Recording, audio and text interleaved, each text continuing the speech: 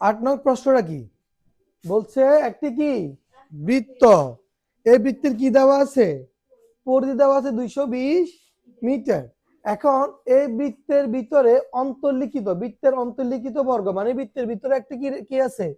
বর্গ আছে। ওই বর্গের বাহুর দৈর্ঘ্য নির্ণয় করতে বলছে। এখন শুনেন কিভাবে নির্ণয় করবে। আমরা প্রথমে একটা বৃত্ত আঁকলাম, বৃত্তের ভিতরে একটা বর্গ আঁকলাম।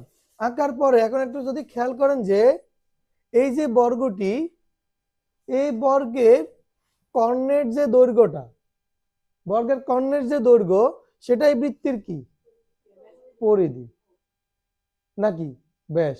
কোনটা? ব্যাস। পরিধি মানে কি? পরিধি মানে হচ্ছে এই বৃত্তের চারপাশের যে দূরত্বটা সেটা হচ্ছে কি পরিধি। তাহলে এই বৃত্তের অন্তর্লিখিত যে বর্গটা, বর্গের যে কর্ণের দৈর্ঘ্য এটা হচ্ছে বৃত্তের কি ব্যাস।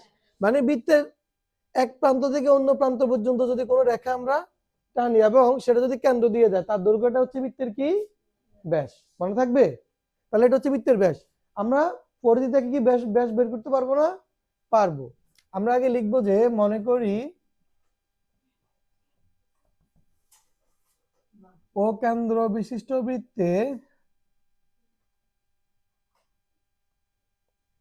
ও কেন্দ্র বিশিষ্ট বৃত্তে এ বি সি ডি অন্তর্লিখিত বর্গ, অন্তর্লিখিত বর্গ। তাহলে আমরা লিখবো যে বৃত্তের পরিধি, বৃত্তের পরিধি কত? 220 মিটার। বৃত্তের পরিধি 200। এখন পরিধি সূত্র কি হয়? 2 পাই আর সমান কত? 220 মিটার। এখন আমরা ব্যাস বের করবো। ব্যাস মানে 2 আর, তাহলে 2 আরটাকে এখানে রেখে দিন। ব্যাস মানে কি 2 আর, তাহলে এই পাশে আর কি আসবে? শুধুমাত্র পাই। তাহলে ভাগ দিলে কত হয়? মানে পাইয়ের মান দিয়ে ভাগ দেন বা সরাসরি পাই লিখে ভাগ দিলে সমস্যা নেই। কত? ৭০.028 মিটার। কথাটা কি বুঝছেন? সরি। আচ্ছা ঠিক আছে, এখানে 2 আর সমান কত বেরিয়েছে? ৭০.028 কি মিটার। এটা হচ্ছে আমার ব্যাস। এখন বৃত্তের ব্যাস সমান বৃত্তের অন্তর্লিখিত, বৃত্তের ব্যাস সমান বৃত্তের অন্তর্লিখিত বর্গের কর্ণের দৈর্ঘ্য, বর্গের কর্ণের দৈর্ঘ্য। তার মানে বর্গের কর্ণের দৈর্ঘ্য কত হয় বলেন তো? এখানে যে রেজাল্ট আসছে এটা কিসের? বৃত্তের ব্যাস। ব্যাস মানে কি অন্তর্লিখিত বর্গের কর্ণের দৈর্ঘ্য। তাহলে আমরা লিখতে পারি কি বর্গের কর্ণের দৈর্ঘ্য। বর্গের কর্ণের দৈর্ঘ্য কত?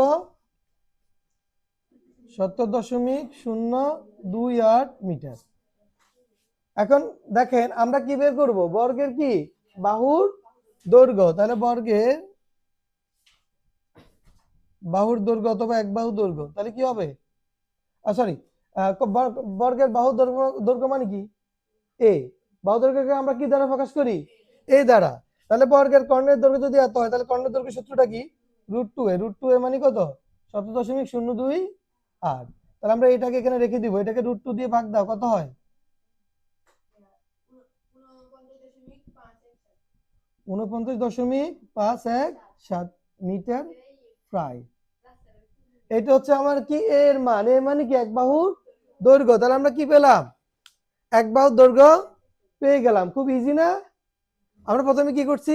পরিধি থেকে 2 আর এর মান বের করলাম। 2 আর মানে কি আপনারা সমীকরণ সমাধান জানেন? এটা সমীকরণ। এখন 2 আর এর মানটা বের করলাম। 2 আর এর মান বের করলে এটা হচ্ছে বৃত্তের কি ব্যাস।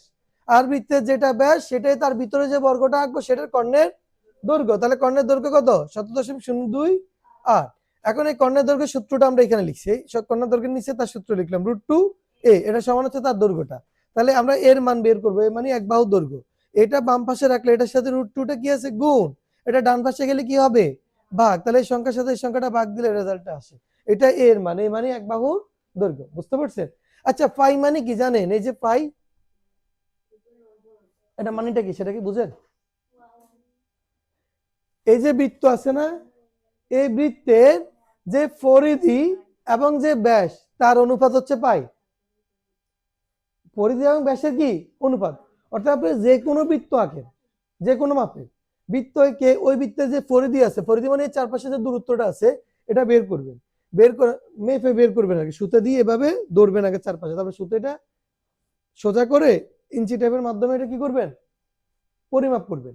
তারপর হচ্ছে এই বৃত্তের যে বৃত্তটা আপনি আঁকবেন ওই বৃত্তের এই ব্যাসটা পরিমাপ করবেন, পরিমাপ করে যে পরিধি আছে পরিধি ব্যাস দ্বারা ভাগ দিবেন, পরিধি ভাগ ব্যাস, সাথে সাথে 3.1416 না 15 আরো আসবে, আরো অনেক আসবে, এটাকে এটা অসীম দশমিক ভগ্নাংশ, বুঝতে পারছেন?